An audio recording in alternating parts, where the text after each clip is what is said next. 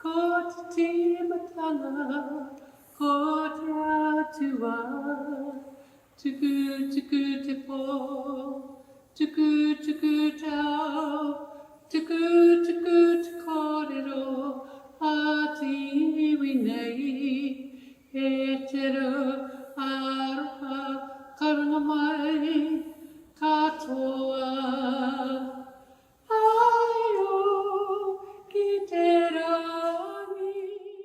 O kia ora tātou, ko poki atua te maunga,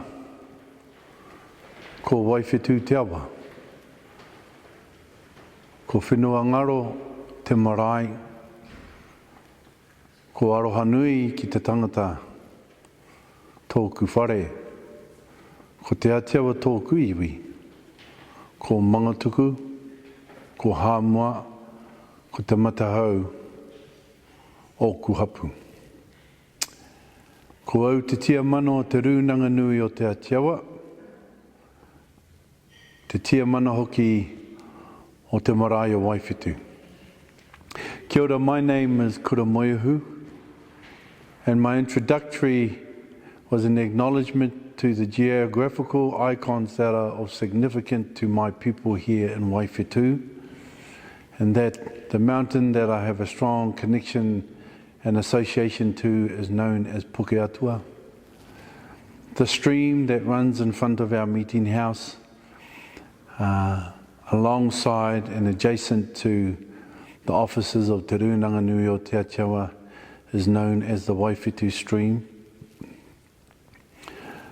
The place where I grew as a young kid, which I consider as my space and place, which I call home, is known as Whenua Ngaro.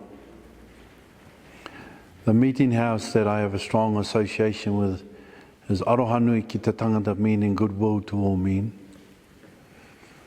I am a descendant of Te Atiawa, but I am also a descendant of the 8 tribes of Taranaki, Ngāti Toa and Kaitahu.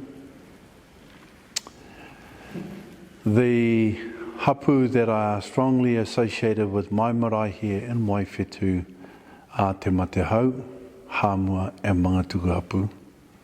I am also the chairman of both Te Rūnanga Nui o Te Atiawa, ki te upoko o Te Ika Māui, and the Waiwhetu marae. In having a discussion with a number of people about the possibility of a birthing place,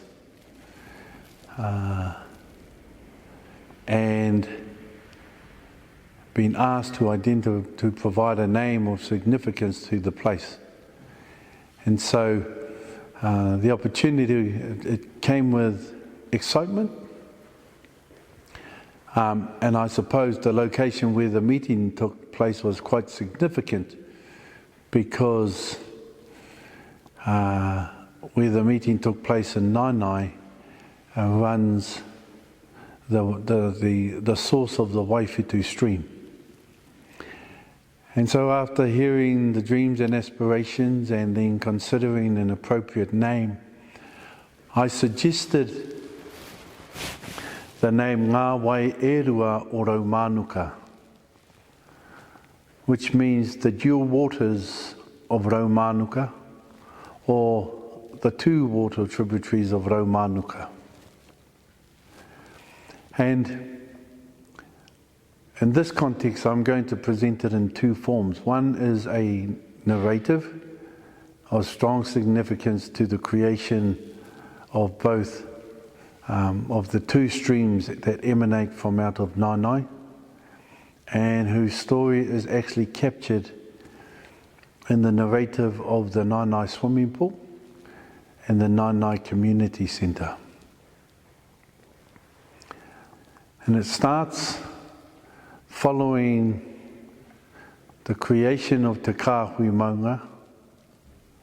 The mountain clan people were summoned to the head of the fish, and they were tasked to prise open the mouth of Maui's great catch to enable it to breathe again. And in doing so, as they made their way towards Pukeatua, which is a hill of significance to our people here in Waiwhetu, that can be translated and interpreted as the summit of the gods. Puke meaning the hill or a summit or a peak. Atua is another reference to the gods. And so as they were journeying down the great fish, they came to a place known as Te Ngaingai, and it was where it once was a freshwater lake, and hidden in the depths of that particular lake were two tupua, man-eating tupua. I'd like to use the term tupua rather than the word taniwha due to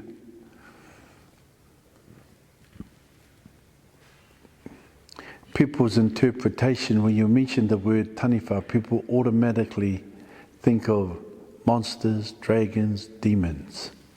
However, the word tupua can be interpreted as an unexplainable or a phenomenal event. And so hidden within the lake of Te Ngaingai were two man-eating tupua. And as Te Kāhui Maunga were making their way to Pukeatua, children were following, and one particular child they were playing slipped into the freshwater lake, where ka ue ka ngā ue ka haruru ka ngā tere te whenua. It awoke the hidden tupua who could smell the scent of human. And in their rage they thrashed and fought their way to devour this child who had been pulled safely to safety. In their battle to try to devour the young child,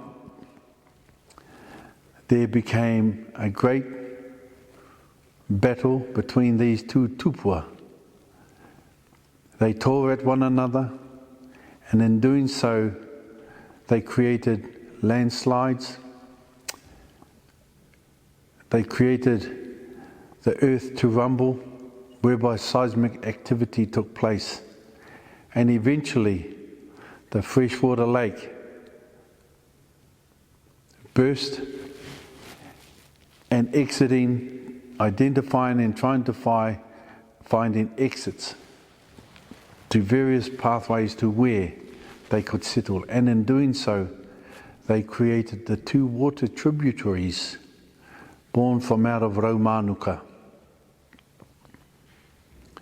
And they are known today, the tupua were known as Kume and Rona, where in their destruction and seismic activity, they created the streams we know today, the Waifetu stream that forms from out of the source of Raumanuka, making its way through various parts of Nainai, Fairfield, Waterloo, Ipuni, eventually bypassing and flowing in front of the meeting house, known as Waifetu. The second stream that was created was known as Te Awamutu, in which a good percentage of that stream is now under caveat and still continues to run.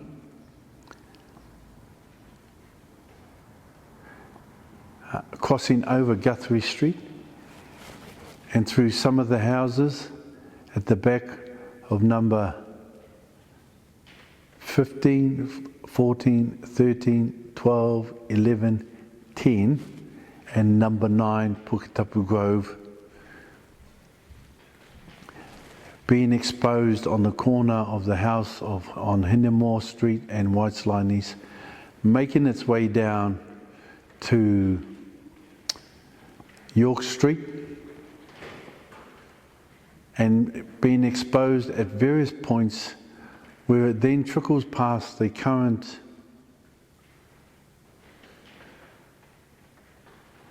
golfing range that runs past what we used to call the old Hutt Park racecourse. And so these two streams were created from out of that narrative, where both the Te Mutu feeds into the Waiwhitu stream, and they feed into the Te Kairangi, the Hutt River. So the origins of Ngā Wai e Rua in its physical context acknowledges the narrative of the two streams that were born out of Te Ngaingai. So the dual waters of Raumanuka form both the Waiwhitu stream and the Te Mutu stream, which still run today. I now come to this word wairua, in which the organisation has often used the word wairua. And if we look at the dictionary, it will often come up with this word being spirit. However, if we take a deeper look of the meaning wairua, it has a more deeper meaning the two waters. And the two waters in this context actually emanate from the very beginning of time immemorial, where Ranginui and Papatuanuku were joined together. Ranginui is often referred to in ethnographers' terms, internationally wide, as Sky Father. And Papatuanuku is often referred to as Earth Mother, as been told by the colonisers who have captured various indigenous conversations and narratives, and have often referred to such narratives, whether they be from other parts of the world or Aotearoa, as Sky Father and Earth Mother. The word wairua is actually brought about the procreation of the male and female elements. When we're talking wairua, we are talking of the two waters of balance that brings about life. It brings about life and formation for everything in the world, not just human beings.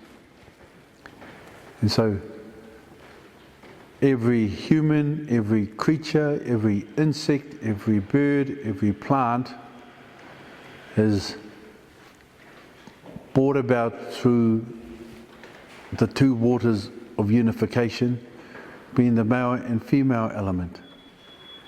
And when these two waters come together, they bring about life. They bring about growth and formation. And in the context of Te Ao Māori, when a male and female create growth, it is placed in what we term as the whare tangata, the house of mankind. And the house of mankind is the role and responsibility of the mana of our wahine. When those two waters form together and come together, they are then placed within the house of mankind, known as Te Whare Tangata, where for 9 months, as part of our genealogical creation,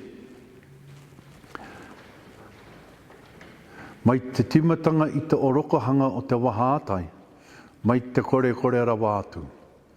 Te kore nui, te kore ro, te kore te kita, te kore te waia, te kore te wiwia, te kore te rawe, te kore te kuku, te kore wawai, te kore mānea, te kore pāeke, te kore pāremo, te kore I o ti atu ki te pō. Haraka mutu, te wā o te kore rawa atu, ka puta tūrā ngā tai o te pō nui, te pō ro, te pō te kite, te pō te waia, te pō te wiwia, te pō te rawe, te pō I o ti atu ki te pō. Which is a formulaic scientific formula that from the unknown comes potentiality, from the unknown becomes growth. And when these two waters come together and are placed in the house of mankind, for 9 months, formation takes place. We are unable to see, we are unable to hear, we are unable to feel the formation that is taking place within the womb of the wahine. Hence the term, te kore te kitia, te kore te rawia, te kore te rangona, te kore te tūraki, which talks about we can't see, we can't feel, we can't hear, we can't touch. Until about a month or two before the child is born, we start to feel, we start to hear the child heartbeat. The mother starts to feel the child moving. And then eventually the father will sometimes watch as the child is moving around the mother's womb. So the term wairua in a spiritual context is the context of where two waters and two formations come together. And these two formations, when they are placed within the whare tangata and the house of mankind, reside for 9 months. And then what then follows is the term known as wai tukukiri. And wai tukukiri are the waters